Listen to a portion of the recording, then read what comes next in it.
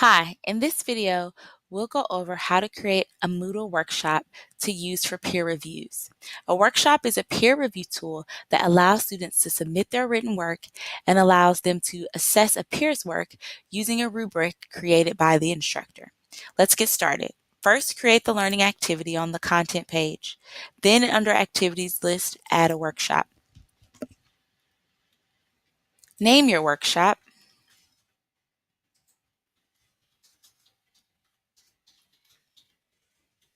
and then add a description. This is where you actually list the prompt or a description of what the assignment is. Next, you want to select Display Description on Course Page. This ensures that students know what the prompt or assignment is before they actually enter the workshop. Under Grading Strategies, select a rubric. And there are two grades that come with this workshop. The first is grade for submission. That's the grade that students receive for actually submitting their written work. And the second is their grade for assessment. This is the grade they receive for assessing or reviewing a peer's work. The default is to do 80 points and 20 points for a total of 100 points. That's not percentage value, that's just point value. If that doesn't fit your grading scheme, you can adjust the point values to what works better for you. I'm going to do 50 points and 25 points. You can also decide what the grade is to pass. In this situation, I'm going to do 70%. But if you want students to have at least an 80% or a 75% in order for them to pass this assignment, you could do that as well. And then you'll select the decimal points that can be in their grade. If your grade book is set up, you can go ahead and select what category you want these grades to be added to. If your grade is not set up, you can leave it as uncategorized and come back later to these settings. Next, I'm going to set up the submission settings. The instructions for submission should include the due date of the assignment, how you want students to submit the assignment in terms of format, and then if there's any netiquette things, you might want to talk about that. So this lets them know that I want them to submit the assignment by 11:59 p.m. on Monday, November 5th. I'm actually going to change these dates. Let's say this was from last year. I'm going to say on Tuesday,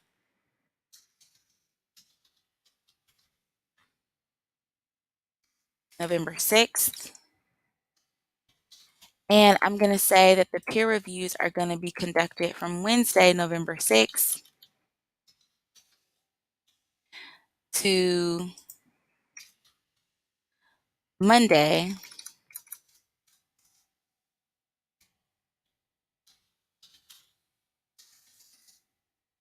typos there, excuse me, Monday, November 11th.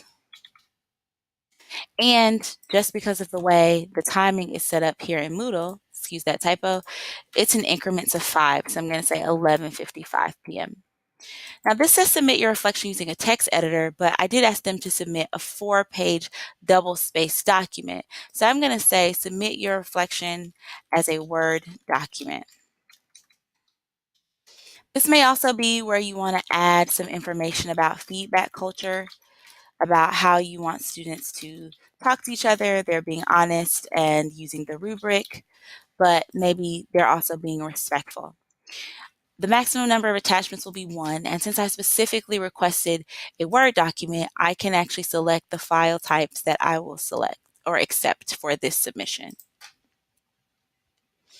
Check this box if you're willing to allow late submissions after the deadline.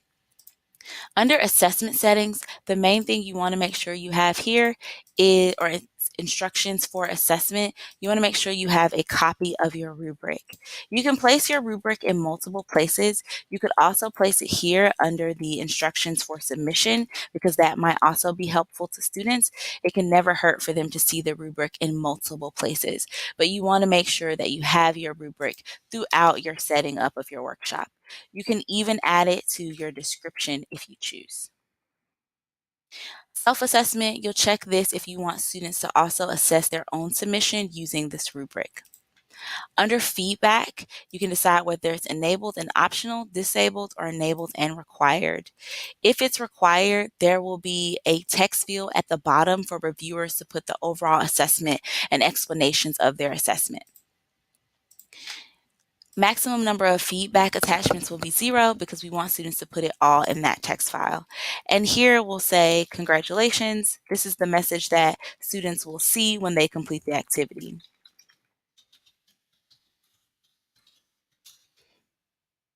You may also want to put details about when they can expect to see their grade or when they'll be able to view their peer review. Example submissions. This is really used for norm grading.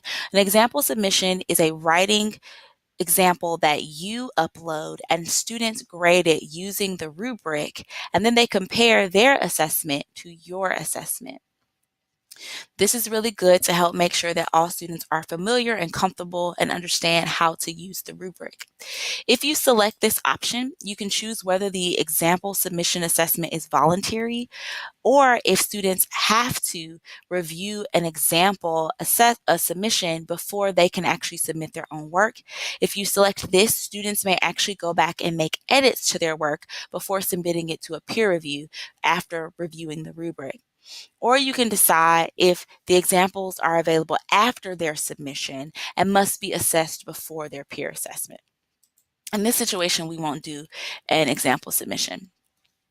Under availability, you can enable these to actually set a deadline and an opening date for these submissions. If you disable that, that means that students could start the workshop or into the workshop at any time, and you really want it to be a set time where everyone is submitting their work or reviewing work. So I'm going to say that this has been open for submissions from November 5th, 2018, and notice that the time is all on military time. So I'm going to say it's been open today from 9 a.m. and the submission deadline we said was November 6th, and we'll do at 11:55 p.m. Remember, this is on military time. So now that that's enabled, if I check this, that means it'll automatically switch to the next phase, which is the assessment phase, as soon as the deadline passes. So now I can set that this is open for assessment from, remember my deadline was the 11th, from the 11th at 9 a.m.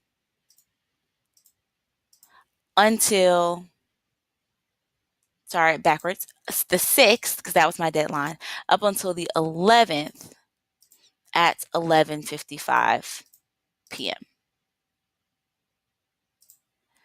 If you don't check this box, that means you'll just have to manually make the change from the phases, which we'll talk about in the next video. You can make groups if you want to, but it's really not necessary because you can make manual or you can make randomly selected allocations. That may also be something you want to add into the assessment instructions. You may want to add that peer reviews will be randomly selected. That may be something you want to add here.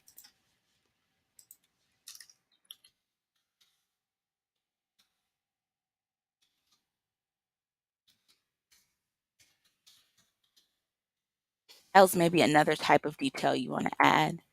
Once you've added all of these, you can also restrict access. If you don't want students to access this workshop until they complete a previous assignment, you can add a restriction, which means that they have to complete something else before they can actually access this assignment. As soon as you're done with your settings, you can click Save and Display. This says that the submission phase and assessment phase cannot overlap.